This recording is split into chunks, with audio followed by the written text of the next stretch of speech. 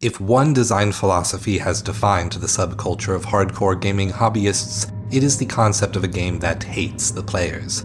Games that are so cruel and unfair that even minor victories may become respectable accomplishments when discussing your games with others. From Pathologic to Dark Souls, from Darkest Dungeon to Fear and Hunger, this obsession with punishment is enough to make the psychologist worry about why masochism is so prevalent amongst the gamers.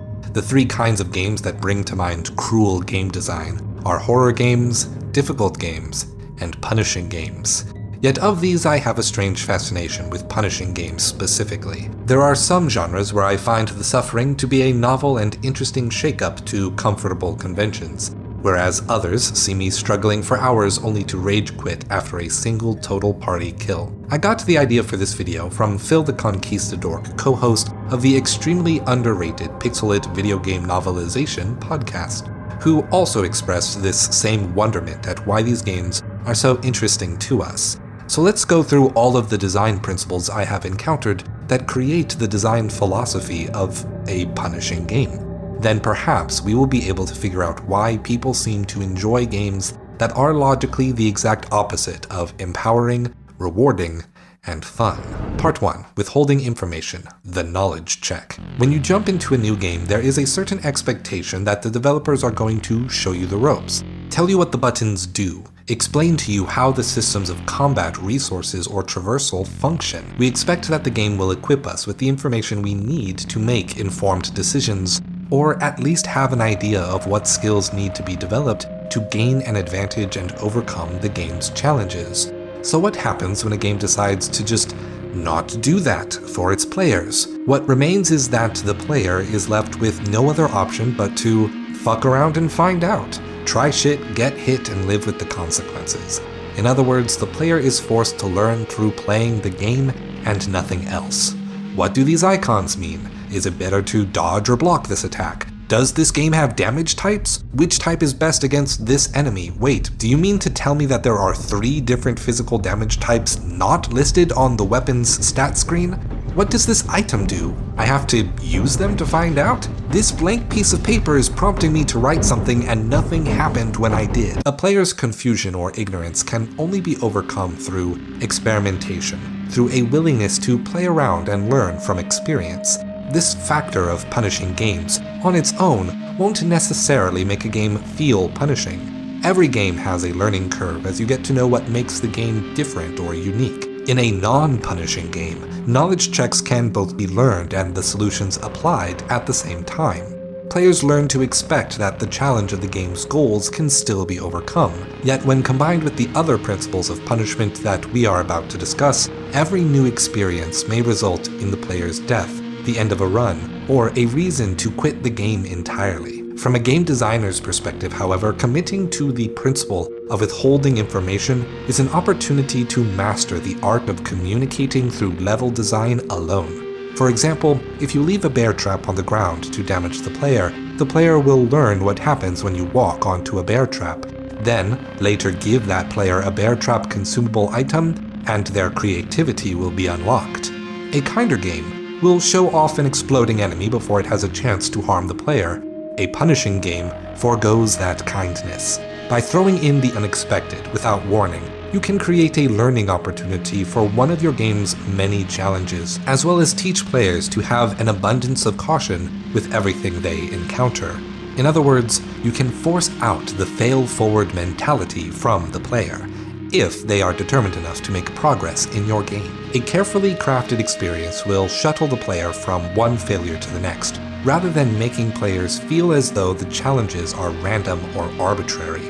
By crafting a failure such that it is also wordlessly teaching how the challenge is bested, you will bolster the player's confidence in their next attempt. My good friend and fellow YouTuber Hot Cider described punishment in game design to me as understandable frustration. In other words, you as a designer should think about the player's expectations. The goal of your game design is to frustrate the player by showing those expectations to be wrong. Then, make the new status quo consistent and predictable. From then on, the player must acknowledge that they know better than they did before. They will acknowledge that their failure was caused not by the game, but by their own ignorance, or their own negligence after they have learned.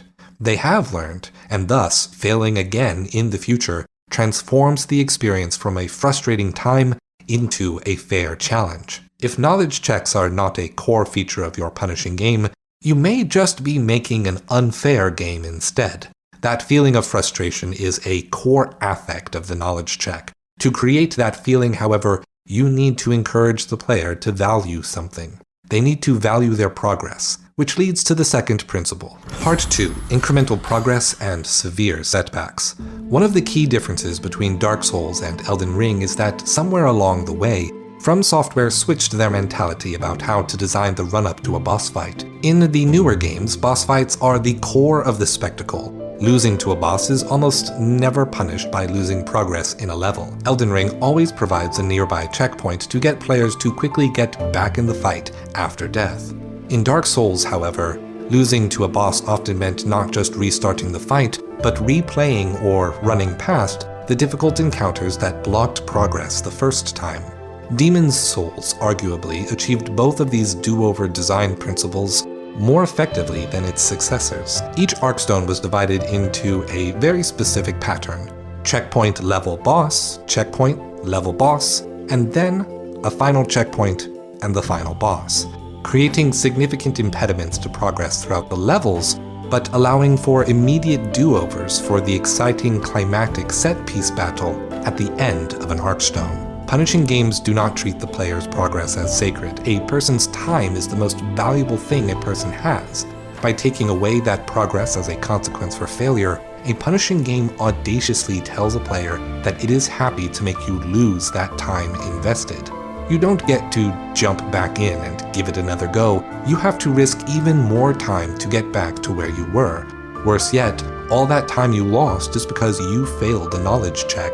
It isn't the game's fault that you made a bad assumption. Beyond that, punishing games make gaining any kind of progress painfully slow and incremental. It may take hours to reach from point A to point B the first time, but takes mere minutes or seconds to lose it all. As a result, every minute is colored with intense anticipation for what comes next. Each decision is accompanied by a spike of anxiety, relief if you succeed, shock and sorrow if you fail. From the designer's perspective, think about what the most significant moments of your games are.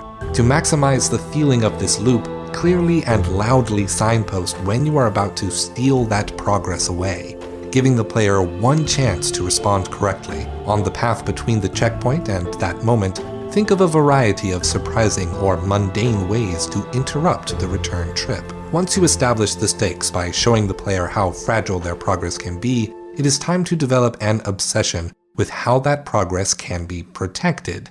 It's time to introduce some resources. Part 3. Aggressively limited resources. In games that try to be fair or kind to a player, a resource can be thought of as a tool that empowers the player to make progress in a game. For example, in Devil May Cry, items may reduce your total score for a level, but by restoring your health or devil meter, it gives you an opportunity to make as many mistakes as you need in order to reach the next checkpoint. In punishing games, this relationship to resources is often inverted. An item can be the only way a player knows how to deal with a challenge, or the only way to keep progress from being lost to the unknown. The rarer the resource, and the more random the chance to obtain them, the more punishing the game becomes. In survival games like The Long Dark, food and drink items are necessary to restore the constantly diminishing statistics of hunger and thirst. This is a survival game system staple, of course. However, by changing the interactions of the resources, every use of an item can create the opportunity for hard decision-making and foster obsessive micromanaging of the game's systems. In Darkest Dungeon, stress is a character statistic that, if filled once, removes the player's agency in choosing that character's actions, while also creating the chance of increasing the stress of other characters. Fill the meter just twice, and the character instantly dies. This statistic can be so devastating to a run that players quickly learn that losing health matters much less than keeping stress low. This necessity interacts with the torch system, wherein the darker the dungeon gets, the higher the loot, but also the higher the stress gained.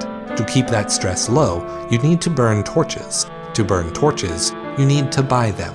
To buy torches, you need money from loot. Loot, in turn, comes from having your torches low, which puts your characters at greater risk.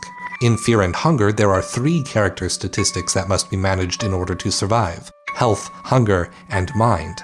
Certain items restore health, others hunger, others mind, but each item is typically only obtained randomly from one-time lootable barrels and boxes throughout the world. Which items restore health is not always explained to the players. Liquor restores a character's mind statistic, but players are encouraged to spend that mind stat in order to use magic, which, if used irresponsibly, can mean not having the booze when it's desperately needed in an area where enemies drain your mind points. I probably do not need to tell you that having 0 mind in Fear and Hunger isn't as simple as losing all of your MP in Final Fantasy. Food items can fill your character's hunger, but that food will spoil if you try to save it. You need to eat in order to stay effective in combat, so you may need to eat some moldy bread, get a parasite, and deal with the consequences if you don't also have a bottle of worm juice. Many of the boxes you search will be empty. Searching containers takes time, and time spent will reduce the life of your torches, as well as makes you hunger and thirst, meaning even the pursuit of resources becomes an activity that reduces your other necessary resources. The most interesting thing about Fear and Hunger's concept of making resources feel punishing is how it turns otherwise mundane game systems, such as saving your game at all, into a limited resource. Much like how Resident Evil limited your opportunity to save by tying it to ink ribbon items and save rooms, Fear and Hunger limits saves to bedrooms. Yet even the beds are limited use, and successful saves depend on correctly guessing a 50% chance coin flip.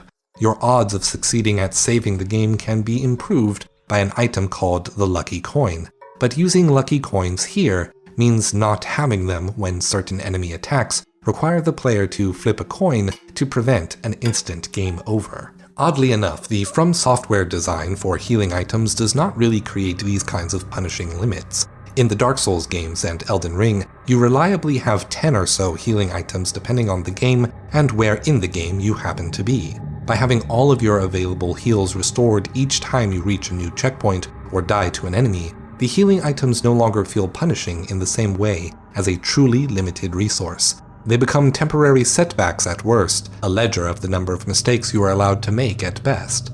Bloodborne and Demon's Souls don't have that replenishing health system, but because the healing items can be farmed or purchased from NPCs, the result is that players waste their time as they collect the resources.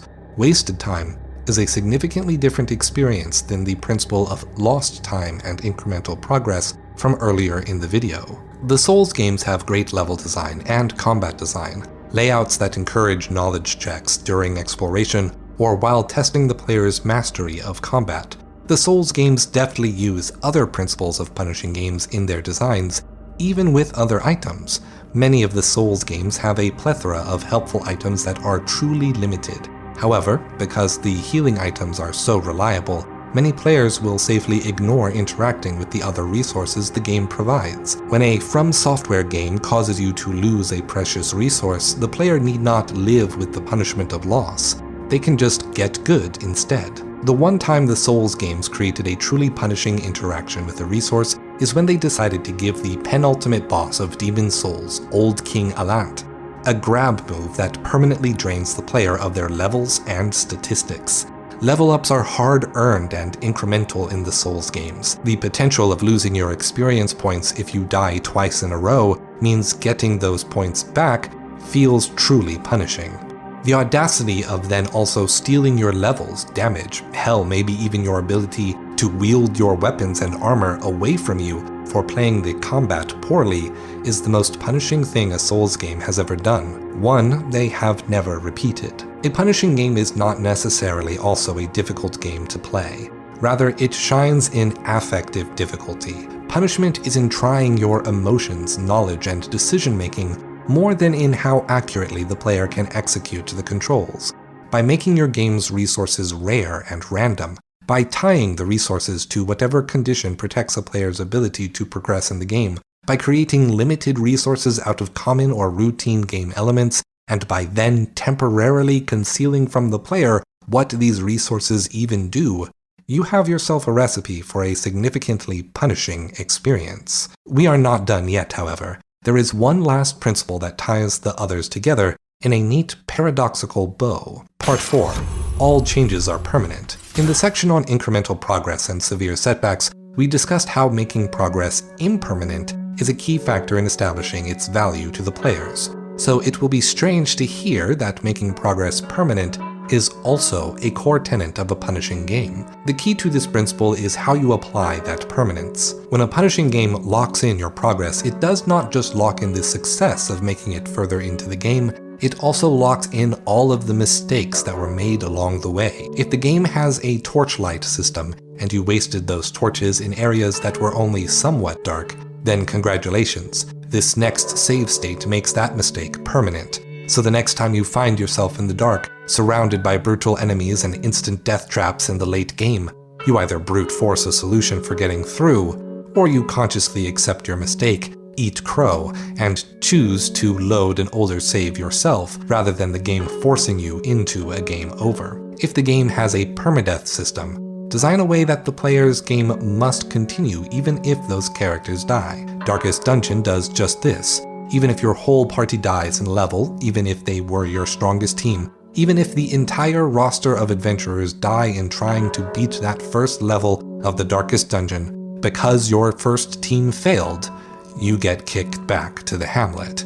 Those items are lost, your favorite team is dead. Time to recruit a new team of level 0 adventurers and feed those lambs to the slaughter until you have a new team that can even attempt a higher level area. Even one team member dying often feels like an impossible setback, especially if that character was a healer and the rest of your healers are too stressed for another run. It is this design philosophy, the philosophy of making mistakes permanent, that makes it difficult for me to see roguelike and roguelite games as inherently punishing genres, in the way that the genre is normally characterized, because those games are designed from the ground up with failure and repetition in mind. Most roguelikes offer difficult experiences with many knowledge checks and skill checks for players as they build their loadouts and challenge a roster of procedurally generated but increasingly familiar levels and bosses. But each run is isolated.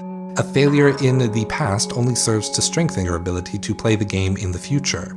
Perfection is only demanded for the duration of a run, but the past cannot come back to haunt you. Roguelites go even further in the direction of rewarding and empowering the players for failing a run, either by creating permanent increases to statistics, providing the players with more resources to cover mistakes, or unlocking weapons and abilities that are simply better than the previous arsenal. Ever since the success of Hades, creating narrative progress as a reward for failure has been adopted as a design tenet of other roguelikes like Returnal, the foundation of ushering the player quickly from failure to replayability in ways that are both seamless and rewarding, are antithetical to a punishing game experience. And you shouldn't hear that as an insult to the genre of roguelikes, even though I am someone who does not like roguelikes precisely because I am desperately motivated by my desire to see myself making progress toward the end of a game as I play. The criticism I just gave is no different than saying that roguelikes are generally rewarding experiences that are so fun that you actually want to replay them.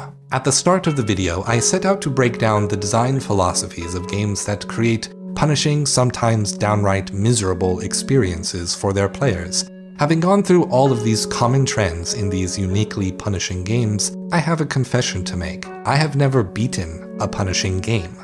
I have never made it to the end of the Darkest Dungeon. I have never escaped the depths of fear and hunger. I have never survived the plagues of pathologic. Hell, I still haven't rolled credits on Amnesia: The Dark Descent. I am, however, still trying. For as much as I am obsessed with these games, for as much as I can identify what makes them the way they are, when it comes to these games that make themselves so purposefully oppressive without beating one, I do not think I can self-examine hard enough to understand why I remain so fixated. So perhaps you can answer this question for me. What is your experience with punishing games? Have you ever beaten one? Why do we find them so enthralling? Or are you more the type to contentedly watch your favorite streamer or Let's Player tackle these challenges for your entertainment? Thank you for watching, and stay true.